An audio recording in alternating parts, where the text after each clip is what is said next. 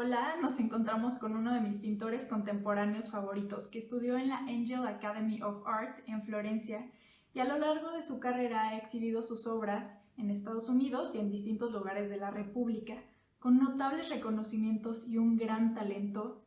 Diego Gleiser, bienvenido. Muchas gracias, Celeste. Es todo un gusto estar en esta entrevista en tu programa. Gracias por invitarme. Ay, es un gusto tenerte aquí en el canal, en las entrevistas con artistas, que bueno, yo soy una gran admiradora de tu trabajo. Platícame cuándo comenzó tu pasión por la pintura y qué te motivó a perseguir una carrera artística.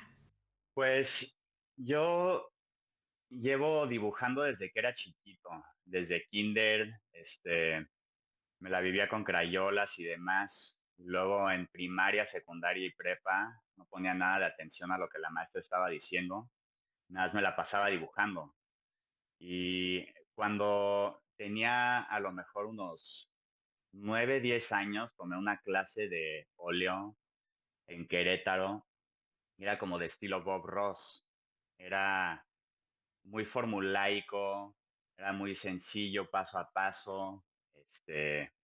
Y habían muchos truquitos interesantes que se hacían con las herramientas. Por ejemplo, el clásico truco de pintar los pinos con el pincel de abanico, o de hacer la nieve de las montañas con un espatulazo, como Bob Ross lo hacía. Entonces esa fue mi primera introducción al óleo de niño y solo tomé esa clase como 6 meses o un año y me salí, pero me quedé con los óleos. Entonces crecí teniendo óleos y pinceles en mi casa y con eso me la pasaba jugando y explorando hasta que alrededor de los 16, 17 años, cuando estaba en prepa, vendí mi primer cuadro y eso me hizo ver que esto potencialmente podía ser una carrera que no solo estaba muy divertida y disfrutable, sino que también se podía vivir de esto. Tu trasfondo cultural es una mezcla muy interesante de tres influencias únicas: Estados Unidos, México y Suiza. ¿Cómo crees que estas tres diferentes culturas han enriquecido tu trabajo y piensas que lo han influenciado de alguna manera? Em, de formas, algunas más directas, algunas más indirectas. Por ejemplo, eh, la perfección yo creo que me viene de lo suizo, ser tan perfeccionista. Eso es algo muy suizo, ser muy cuadrado y muy perfeccionista. Luego, el arte gringo es algo que me fascina. Hay muchas diferentes corrientes de arte estadounidense que se me hacen lo máximo. El arte western, por ejemplo, el arte del oeste, se me hace de lo más épico que he visto en mi vida y de lo mejor hecho.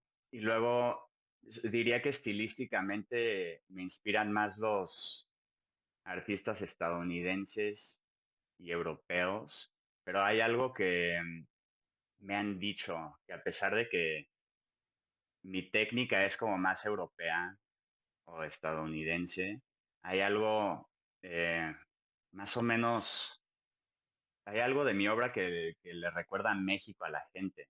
Y eso me lo han dicho en Estados Unidos. Han visto mis obras de figura humana recientes con fondos tropicales que en realidad yo no tomé inspiración de México, pero me han dicho que algo de México como que se comunica a través de la obra.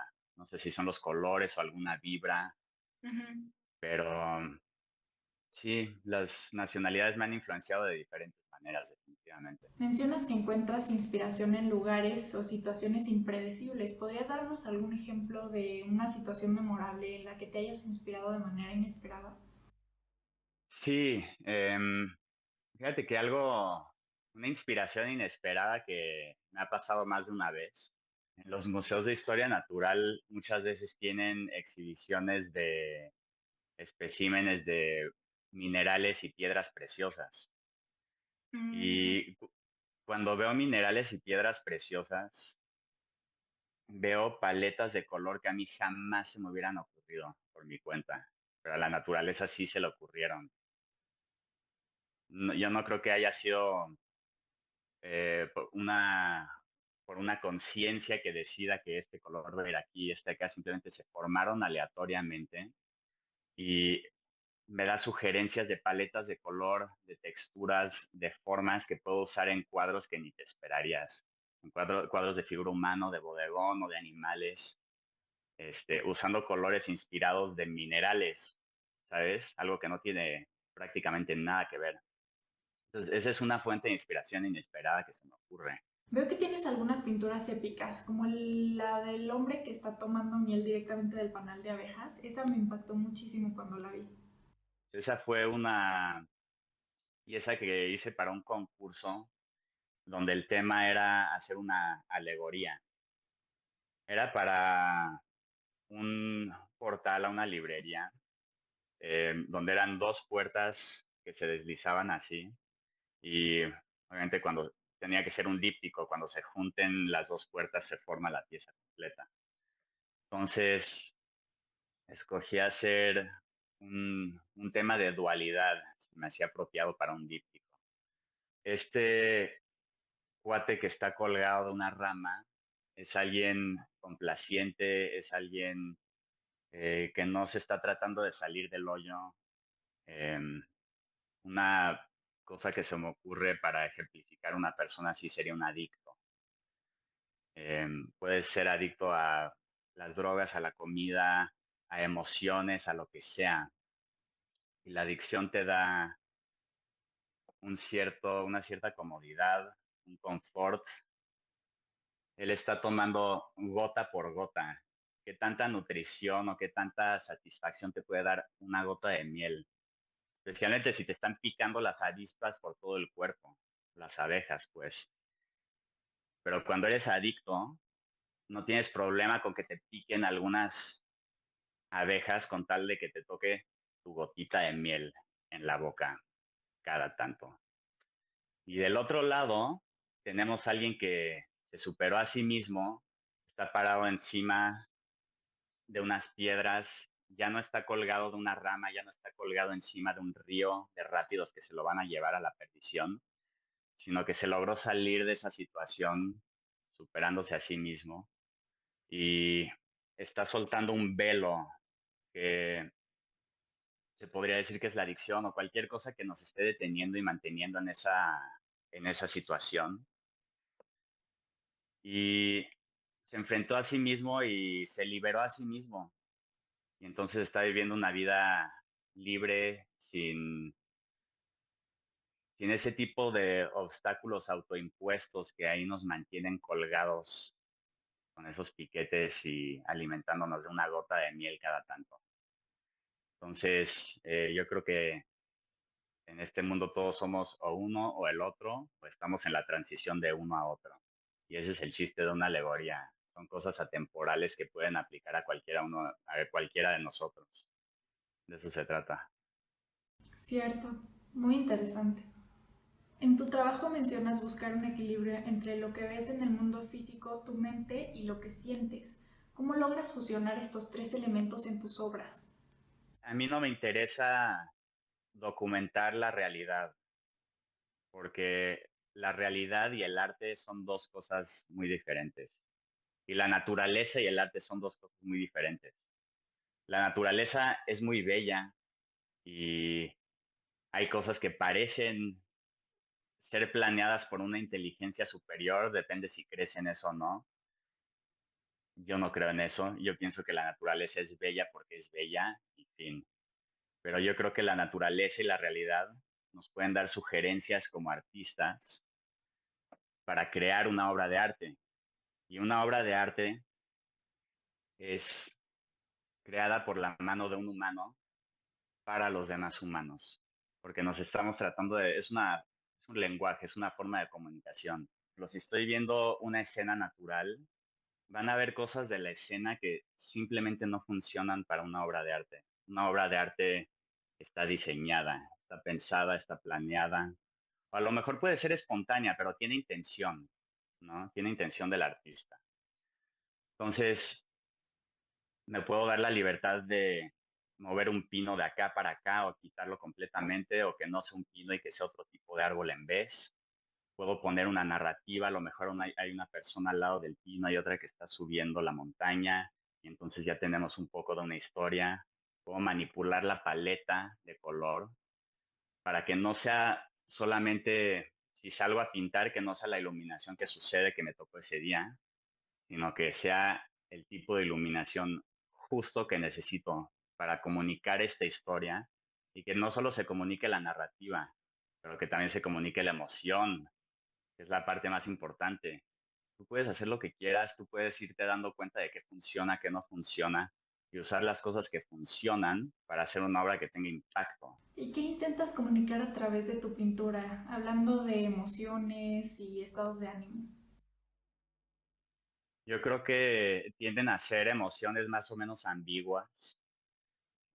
Algunas obras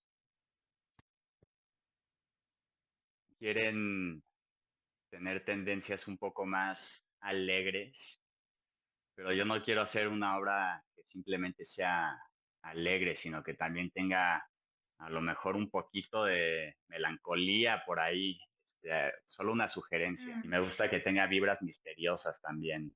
Me gusta que no sea tan fácil de averiguar la emoción que está en la obra. Sí, yo siento que si no hubiese sido pintor, pudieses haber sido escritor, porque tu obra me dice muchísimo. ¿Y cómo es tu ritual para pintar? Lo primero que hago es bajar videos interesantes del día. Pueden ser noticias, o pueden ser cosas de ciencia o de animales o podcasts. Escucho muchísimos podcasts de comedia. A mí lo que me gusta mientras estoy pintando, no me gusta agregar más cosas en qué pensar. Me gusta apagar mi cerebro y nada más pintar. Entonces, cosas que nada más pueda relajarme y escuchar.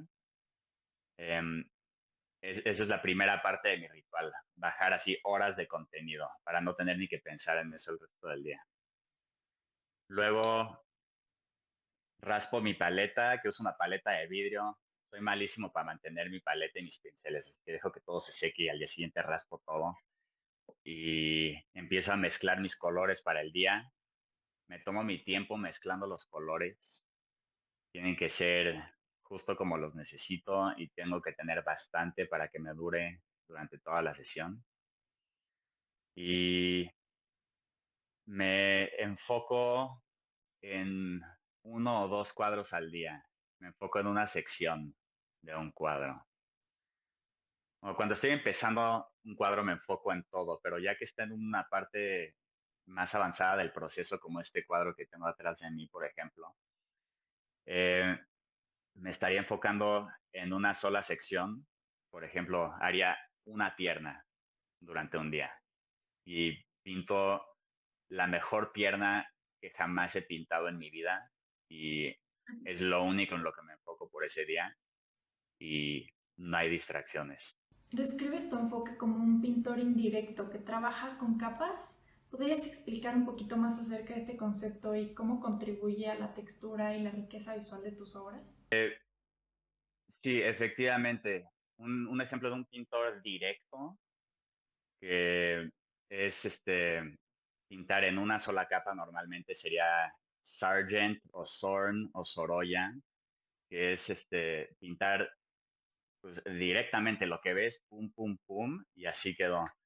Y yo lo que hago es un proceso un poco más largo que tienes que dejar secar entre diferentes capas para hacer diferentes efectos que simplemente no se pueden lograr de forma directa.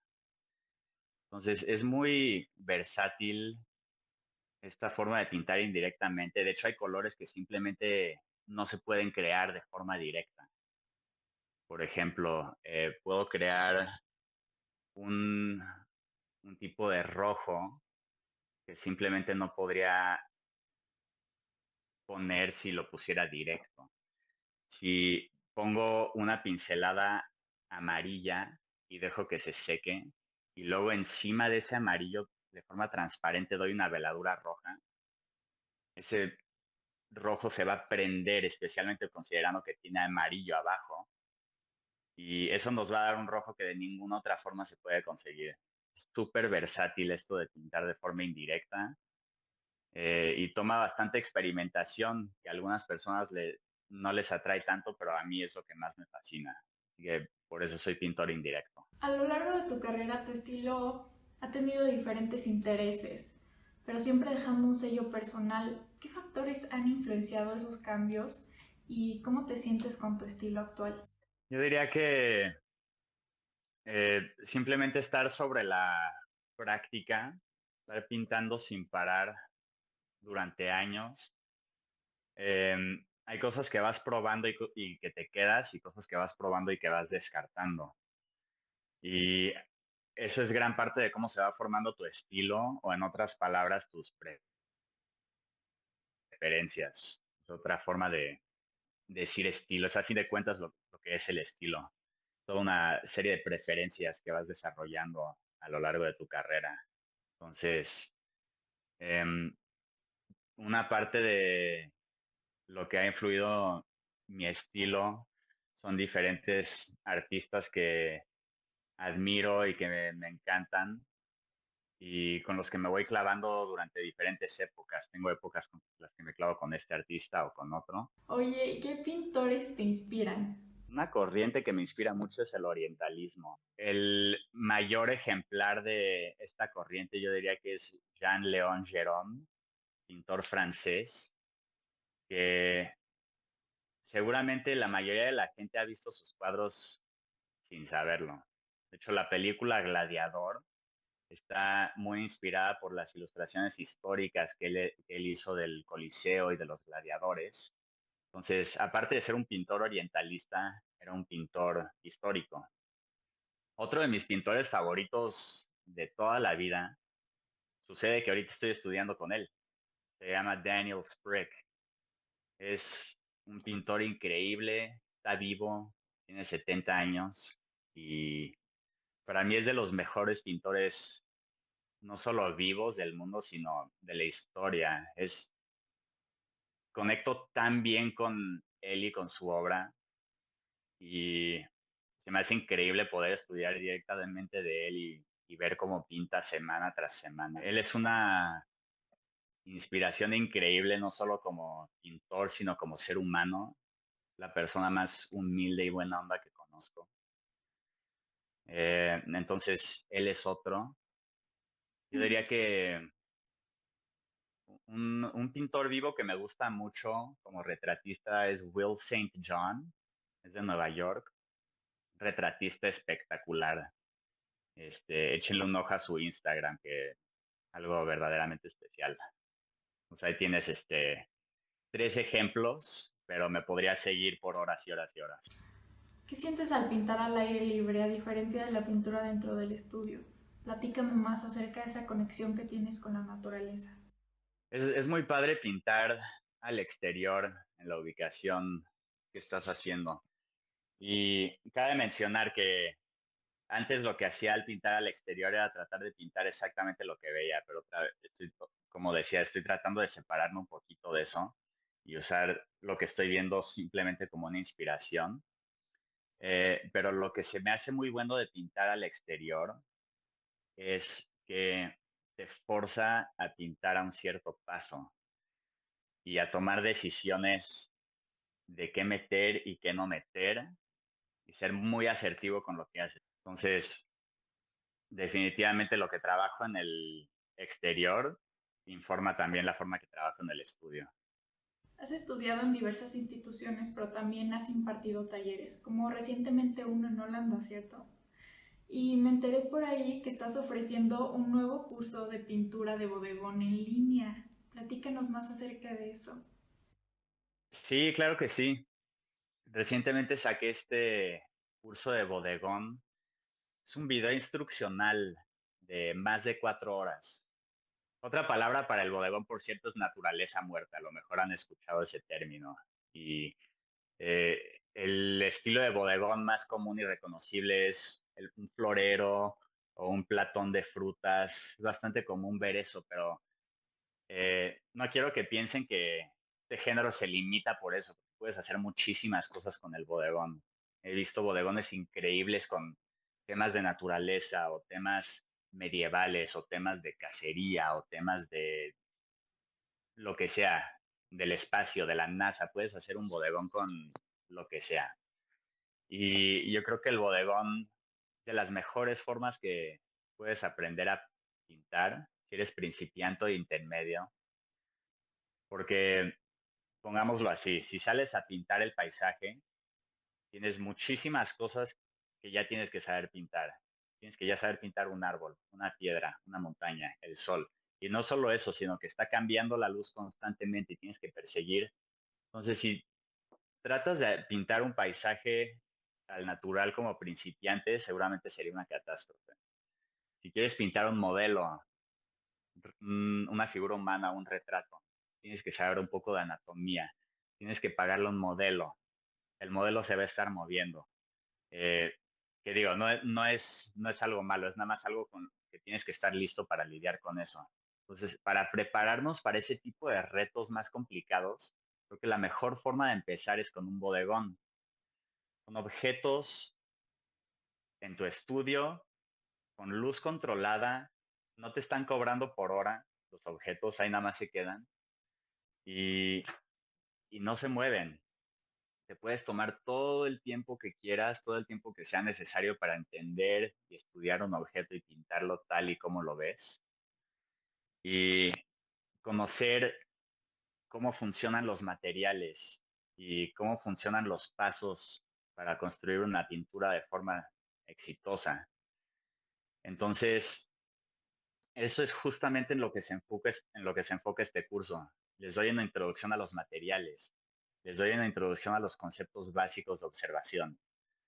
Les enseño cómo hacer el dibujo, cómo hacer la primera fase de la pintura, que es el bloqueo, hasta el mero final que la pulimos y metemos todos los detalles y la dejamos como las obras que han visto en mi Instagram o en mi página web. Eso es lo que les quiero enseñar cómo hacer. Y lo padre de este curso es que, como es un video instruccional pregrabado, no tienen que preocuparse si tienen un horario complicado, lo pueden hacer a su propia conveniencia, a su propia disposición. Pueden comprar el curso hoy y verlo enterito hoy, o lo pueden ver en 5 años, o lo pueden ver en cachos, como sea que les convenga. Y si has, si has tenido como broncas para saber dónde empezar a pintar, porque hay tanta información en YouTube y en el Internet en general, puedes aprender a pintar esto, el otro, de tantas diferentes formas. Yo creo que la mejor forma de aprender a pintar es con una técnica paso a paso, de principio a fin, y ver qué tal te funciona. Y luego si quieres explorar más después de eso está perfecto, pero pues yo les doy una forma paso a paso de cómo ejecutar un cuadro de principio a fin. Entonces, si eres un principiante, te lo recomiendo muchísimo. Si eres un intermedio, buscando que tienes huecos en tu conocimiento y los quieres llenar con información sólida, este es un excelente lugar para empezar. Maravilloso. Oye, ¿y en dónde podemos acceder a tu taller en línea? Se van a mi página web, diegoglazerart.com, y del lado derecho hay dos pestañas. Una dice Online Course y otra dice Curso en línea. El curso está grabado en inglés y subtitulado al español. Así que si quieren el curso subtitulado, píquenle a la que dice curso en línea. Está subtitulado por mí, así que el subtitulado es de alta precisión. Excelente, pues ya sabemos en dónde encontrar tu taller de bodegón en línea. Yo ya lo quiero tomar, me va a encantar. Y si pudieras darle un consejo a tu yo más joven, ¿cuál sería? Bueno, algo especialmente para aquellos que están empezando su camino en el mundo del arte. Si quieres aprender a pintar tipo como los antiguos maestros, es saltarte por completo cualquier escuela que no esté enfocada y especializada en eso.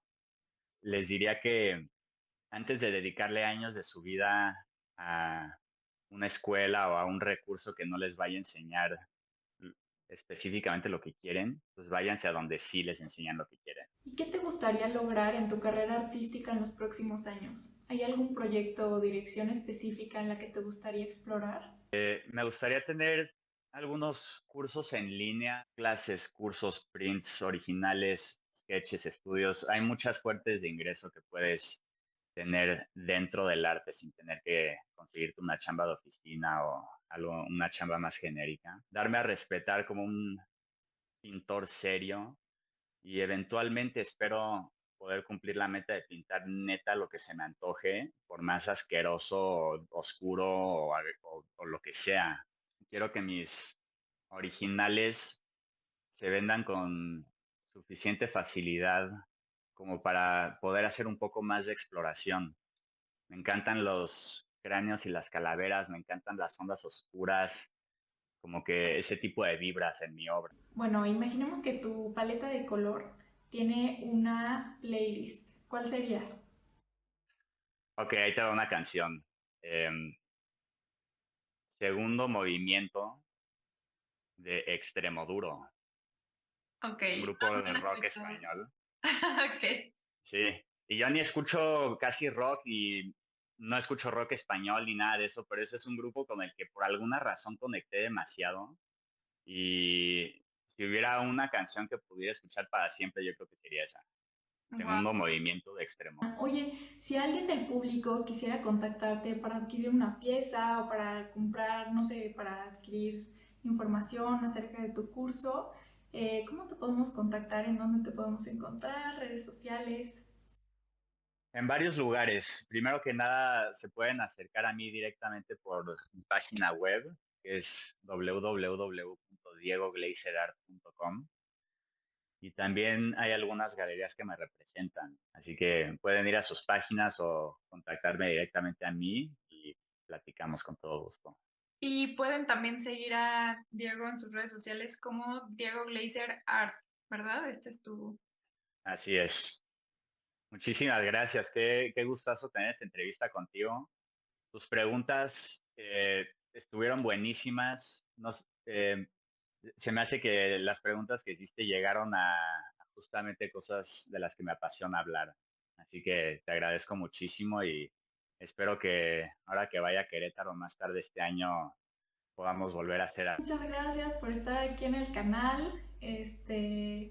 Pues nos vas a seguir inspirando y seguramente cuando vengas a visitarnos a México, por acá nos veremos. Muchas gracias, Diego.